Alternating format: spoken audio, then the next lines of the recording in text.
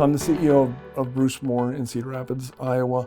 Brucemore is an icon in Cedar Rapids, and it's one of only 27 properties in the United States owned by the National Trust for Historic Preservation. Brucemore has utilized a variety of the Restoration Project's offerings. Restoration Project employees help us with team building, with department building, with employee to supervisor relationship building, really to bring people together and create a more holistic environment. What the Restoration Project brings is a deep level of empathy and a humanist approach, but it's tempered with really strong business acumen. They really focus on each individual person as an individual contributor, no matter what level of the organization they're in.